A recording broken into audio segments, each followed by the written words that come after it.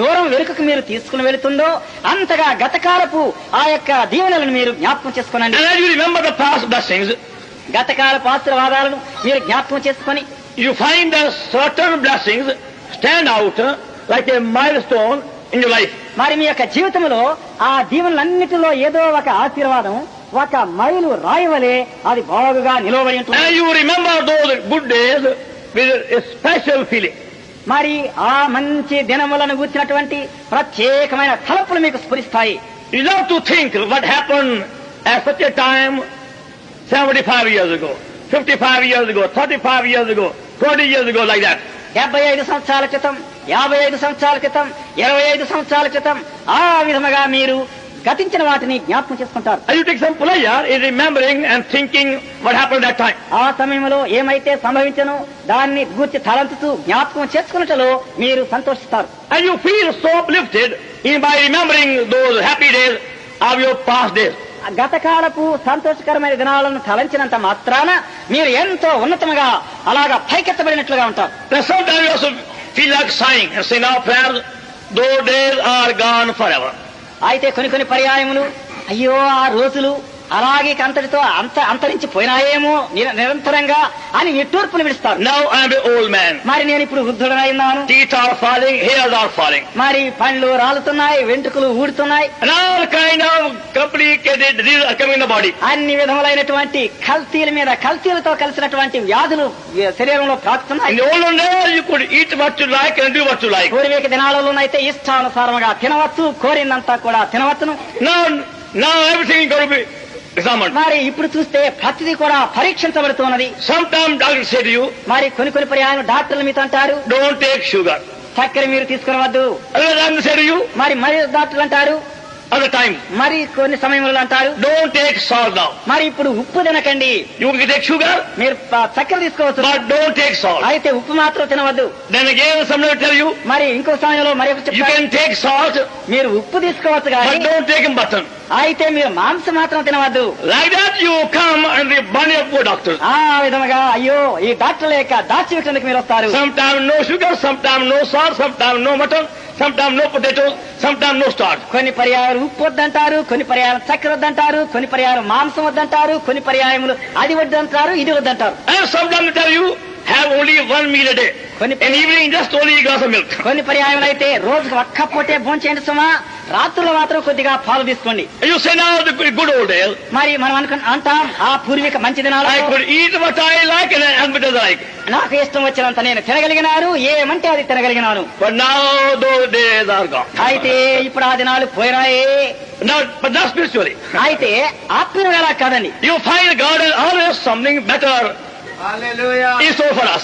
ఎల్ల వేళలయందు దేవుడు మనకు ఎల్ల వేళలయందు ఇంకా అతి శ్రేష్టమైనటువంటి వాటిని తన నిధిలో ఉంచి ఉన్నాడు. Now you can think of your past spiritual blessings of any kind. మరి ఏ విధమైనట్టి అయినా సరే గతకాలపు ఆత్మీయమైన ఆశీర్వాదాలను తలంచండి. Whether they were showered upon you over here, మరి ఇక్కడ నీవు ఉంటూ ఉండగా అవి నీ మీద ప్రోక్షించబడిన, they were given to you in any other part of the world. మరి ప్రపంచంలో ఏ భాగంలోనైనా నీకు ఇవ్వబడినను సరే, Think of those happiest days of your life spiritually. ఆత్మీయంగా ఆ మహా సంతోషప్రదమైనటువంటి ఆ ఆత్మీయమైన దినాలను తలంచండి. I'm not thinking of the days otherwise. మరి వేరు విధముగా దినాలను తలంచడం లేదు. Imagine your happiest spiritual experiences wherever God gave you. మరి దేవుడు నీకు ఎక్కడ ఇచ్చినా సరే ఆ మహా సంతోషప్రదమైనటువంటి ఆ అనుభవాలను ఆ దినాలను తలంచండి.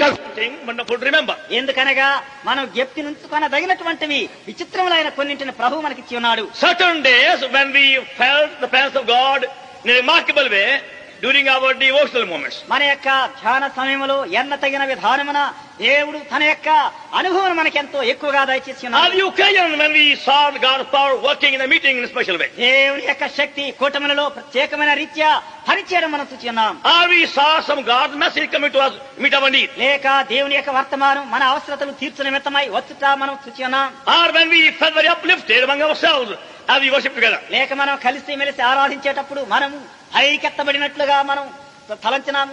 Like that you can count all these happiest spiritual blessings in the past years. ఆ విధముగా గతకాల సంవత్సరములలో ప్రభు మీకు ఇచ్చిన ఆత్మీయమైన అతి సంతోషకరమైన సంభవములను తలంచండి. If your memory fails you, మీ యొక్క జ్ఞాపక శక్తి ఒకవేళ తగ్గిపోతే then consult your wives if you have any, or husbands or neighbors. మీకు గాని ఉన్నట్లయితే భార్యలను గాని లేక ఉన్నటువంటి వారి భర్తలను గాని మీరు విచారించండి. And ask them if they can remember those happy days also. ఆ సంతోషకరమైన దినాల్లో వారికి జ్ఞాపకం ఉన్నవా లేదో అడగండి. And you find God has still something better for you.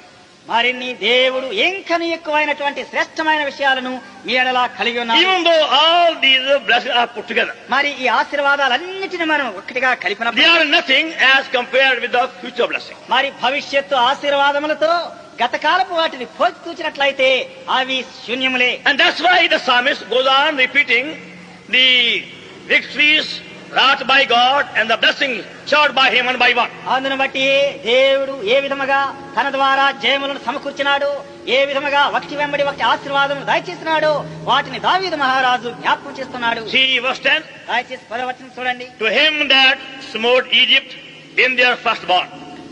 ఐగుప్తు దేశపు తొలిచూలులను ఆయన హతము చేసెను. Now that was one of the day never to be forgotten by the nation. మరి దేవుని యొక్క ఆ జనాంగం వలన ఎన్నడను మరువబడినటువంటి ఒక దినమది. Such a day never came afterwards. అటువంటి దినం ఎన్నడను తదుపరి రాలేదు. That was the only such a day in the whole history of nation.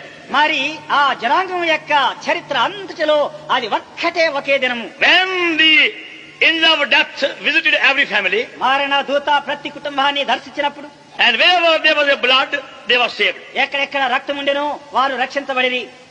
And just by the blood sprinkling, they were protected from death. ఆ రక్త ప్రోక్షణ ద్వారా మరణము నుండి కాపాడబడిరి. Now they kept on repeating the day.